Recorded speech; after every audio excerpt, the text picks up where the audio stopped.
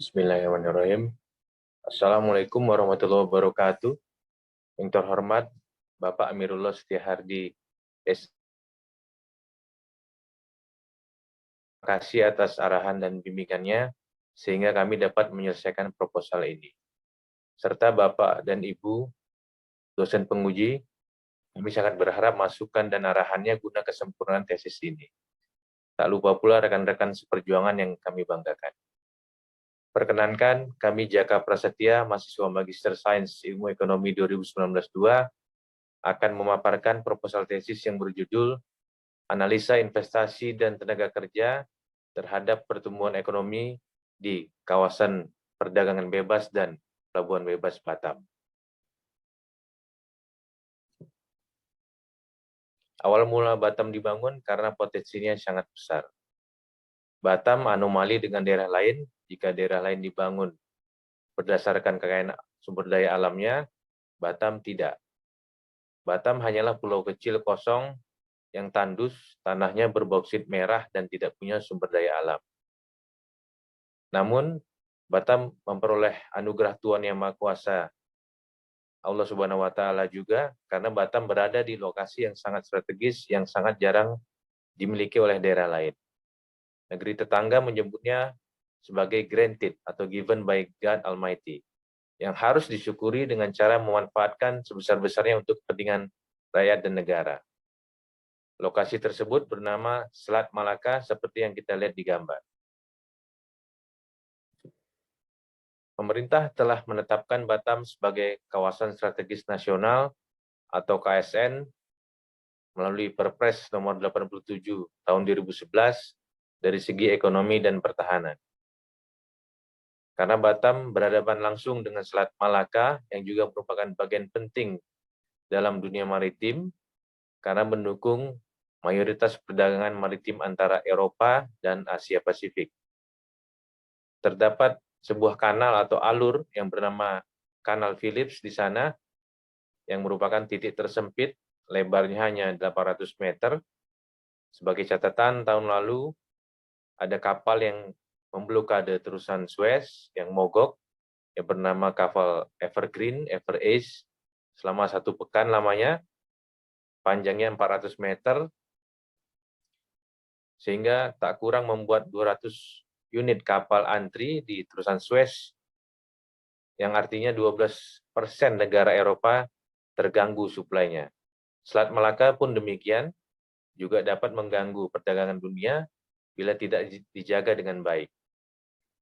Karena Selat Malaka jumlahnya 3 kali lipat lebih sibuk daripada terusan Panama dan terusan Suez, dengan nilai 25% volume perdagangan dunia, atau dilewati oleh 100.000 kapal dengan 40 juta box container, satuan TEUs, 20 equivalent units, dan 4 miliar ton minyak per tahunnya.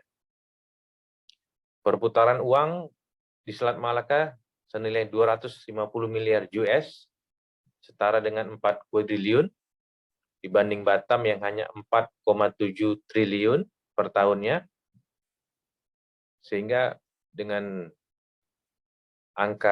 hitungan demikian bisa dibuat perbandingan antara peluang yang ada di Selat Malaka dengan penghasilan Batam 1 dibanding 1.000. Karena minimal satu kapal harus membayar 10.000 US untuk menggunakan jasa tersebut.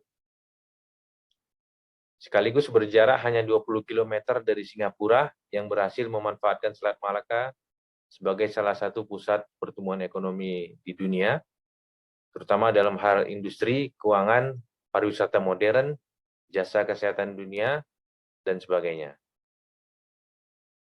Para ahli, terutama founding father Batam, yaitu Profesor B.J. Habibie, menyebut Selat Malaka itu ibarat jalan protokol atau jalan utama di ibu kota, Jalan Sudirman, dengan Singapura dan Malaysianya itu adalah hotel bintang 5, namun Batam hanya hotel kelas melati. Sehingga wajar penghasilan dan kunjungan para investor dan pariwisata lebih banyak ke Singapura dan Malaysia dibanding Batam. yang notabene berada di lokasi yang sama. Kemudian dilalui 4 jalur pelayaran internasional, diantaranya Trans-Pasifik atau TPP, yaitu Amerika Asia, dan sebaliknya, kemudian intra-Asia, yaitu Jepang, dari Jepang, Cina, dan Singapura, dan sebaliknya, kemudian Europe Far East, yaitu menghubungkan antara Eropa, terusan Suez ke Singapura dan Asia, kemudian Southeast Asia, Australia.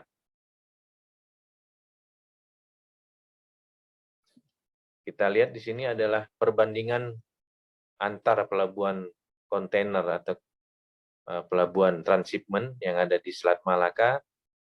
Yang pertama ada Singapura di sana dengan kapasitas 40 juta box dengan penghasilan 37 juta US per tahun. Mereka berada di ranking dunia nomor 2 setelah Shanghai, China. Kemudian ada Malaysia yang masih serumpun dengan kita, ternyata mereka berhasil mengumpulkan per tahunnya 23 juta box dengan pendapatan 18 juta US. Kemudian di sesama Indonesia ada Tanjung Priok di ibu kota dengan 8 juta box per tahun di ranking 11. Kalau Malaysia tadi ada di ranking 11, untuk Tanjung Priok sendiri berada di ranking 23 dunia. Sementara Batam, yang sama-sama di Selat Malaka, hanya bisa berkapasitas 1 juta box, dengan penghasilannya hanya 800.000 US. Kita lihat kembali, kemudian adalah kontradiksi ekonomi di Batam, maka tidak heran pertumbuhan ekonomi Batam yang awalnya pernah mencapai 30% di awal 90-an dengan rata-rata 17%, namun sejak otonomi daerah tahun 2000 praktis hanya di angka 7 bahkan 5%, yang terburuk pernah di angka 2%. Sementara jumlah penduduk terus meningkat hingga 158 kali lipat, akibat dari pertumbuhan penduduk yang tidak dibarengi dengan pertumbuhan faktor ekonomi dan produksi. Untuk perkembangan perekonomian terkini di Batam 10 tahun terakhir, ini adalah gambaran kondisi yang masih belum menunjukkan hal yang menggembirakan di saat para pesaing terus meningkat. Di sini terlihat walaupun tren investasi baik asing maupun domestik meningkat, namun pertumbuhan ekonominya menurun, bahkan sejak sebelum pandemi. Karena Batam sangat rentan terhadap isu-isu global, rata-rata investor beralih ke Johor dan Penang, bahkan Vietnam dan Thailand. Namun sebagai catatan, PDB per kapita di Batam 140 juta rupiah, nomor 8 nasional. Pertumbuhan Batam masih lebih tinggi dibandingkan provinsi Kepri dan nasional, di mana masing-masing ada di 3,4% dan 3,6%, sementara Batam ada di angka 4,7%.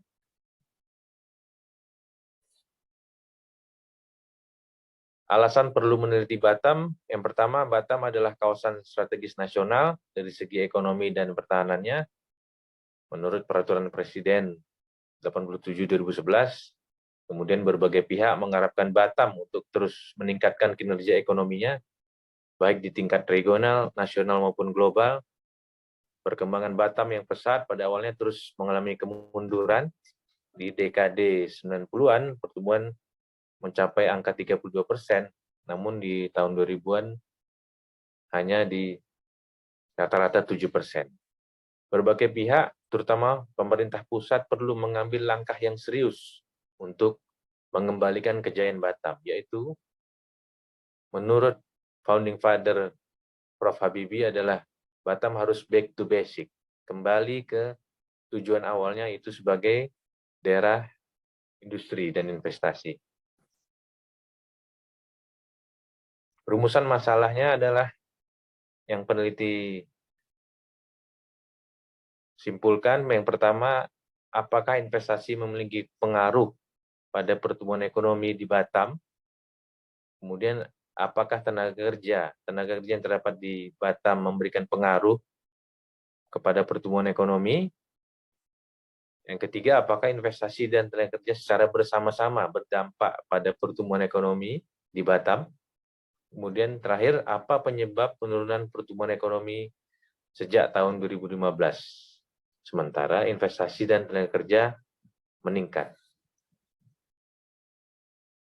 Tujuan penelitiannya untuk mengetahui besar pengaruh investasi terhadap pertumbuhan ekonomi, mengetahui besar pengaruh tenaga kerja terhadap pertumbuhan, apakah investasi dan tenaga kerja secara bersama-sama mempengaruhi pertumbuhan.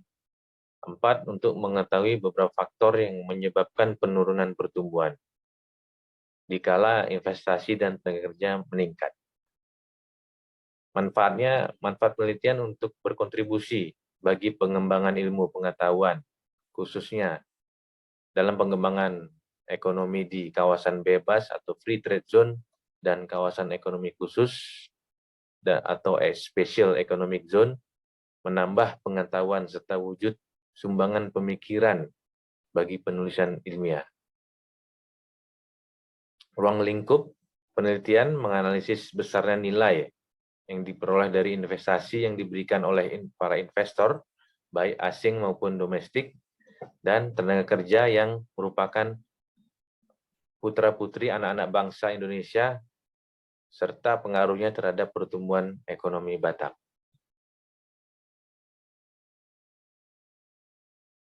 Keterbatasan penelitian yang dialami peneliti adalah keterbatasan data karena tidak dapat menangkap perbedaan performa Batam antara dengan pola sentralisasi di saat era otoritas tunggal, otoritas Batam, dengan desentralisasi di saat otonomi daerah, serta perbandingannya dengan di kawasan sejenis. Tinjauan pustaka, landasan teori, yang pertama salah satu aspek pembangunan wilayah adalah pembangunan ekonomi yang bertujuan meningkatkan laju pertumbuhan dan perubahan struktur, yaitu peralihan dari kegiatan ekonomi pertanian ke non-pertanian, dari industri ke jasa, perubahan dalam skala unit-unit produksi, serta perubahan status kerja buruh. Karena itu, konsep pembangunan wilayah sangat tepat bila didukung oleh teori pertumbuhan, basis ekonomi, pusat pertumbuhan, dan teori spesialisasi.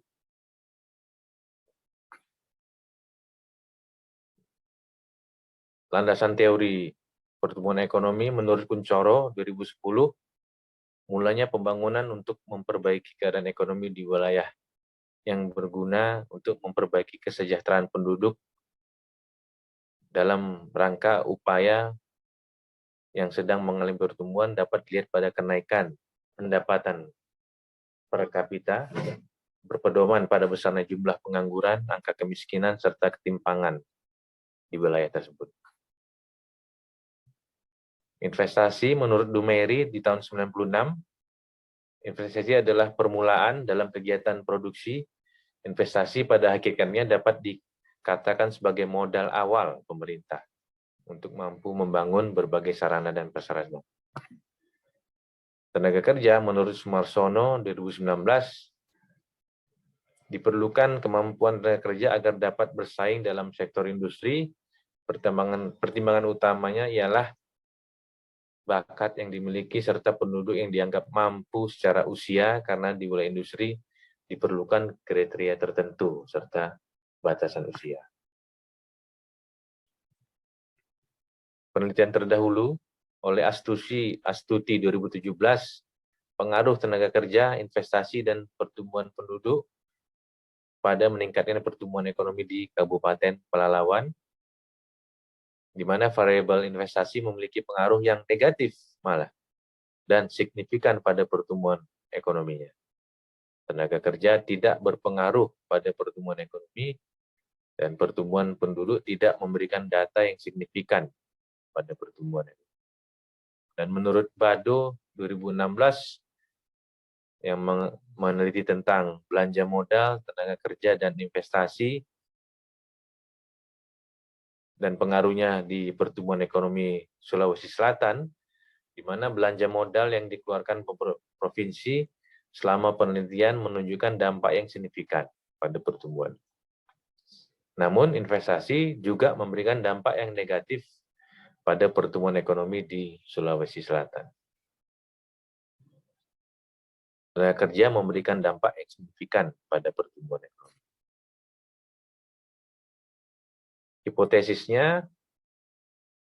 Hipotesis yang peneliti rangkai adalah yang pertama, investasi memberikan dampak signifikan pada pertumbuhan ekonomi di Batam. Tenaga kerja memberikan dampak terhadap pertumbuhan ekonomi Batam, dan investasi dan tenaga kerja secara bersama-sama memberikan dampak pertumbuhan ekonomi di Batam. Metodologi penelitian, sumber data peneliti berasal dari Otorita Batam, lembaga pemerintah yang pertama kali membangun Batam, yang saat ini bernama Badan Pengusahaan Batam, kemudian BPS Kota Batam. Penelitian ini menggunakan data runut waktu atau time series dari tahun 2011 hingga 2020. Kemudian operational variabelnya, variabel independennya adalah investasi dan tenaga kerja. Kemudian variabel independennya adalah pertumbuhan ekonomi. Alat analisis yang peneliti gunakan, yang pertama ada 5. Yang pertama, analisis deskriptif, dilakukan untuk mengevaluasi dan menginformasikan ciri atau sampel. Kemudian yang kedua, menggunakan uji asumsi klasik, diantaranya ada uji normalitas untuk mengukur data yang digunakan agar berdistribusi normal. Kemudian ada uji multikolinitas untuk mengetahui keberadaan hubungan antar variabel independen. Kemudian ada uji heteroskedastisitas untuk menguji apakah ada masalah heteroskedastisitas, karena model yang benar adalah model yang homoskedastisitas. Kemudian ada uji autokorelasi untuk mengetahui model regresi ada korelasi antara kesalahan pengganggu pada periode T dengan kesalahan pengganggu di periode T-1. Jika terdapat korelasi, maka ada problem autokorelasi. Yang ketiga, menggunakan analisis regresi berganda, yaitu menurut Ghazali 2018, menggunakan persamaan regresi berganda Y sama dengan A plus B1X1 ditambah B2X2 ditambah error, di mana keterangan Y adalah pertumbuhan ekonomi, A konstansa, B1 koefisien regresi investasi, B2 koefisien regresi tenaga kerja, X1 investasi, X2 tenaga kerja, E error. Kemudian uji yang keempat ada uji hipotesis. Yang pertama ada uji parsial, uji T, untuk mengetahui pengaruh variabel bebas secara parsial atau terpisah terhadap variabel terikat. Kemudian ada uji simultan atau uji F untuk mengetahui pengaruh variabel bebas secara simultan terhadap variabel terikat. Kemudian nomor 5 ada uji analisis koefisien determinasi untuk mengetahui seberapa baik model regresi yang dihasilkan oleh interaksi antar variabel independen secara bersama-sama dengan variabel dependen.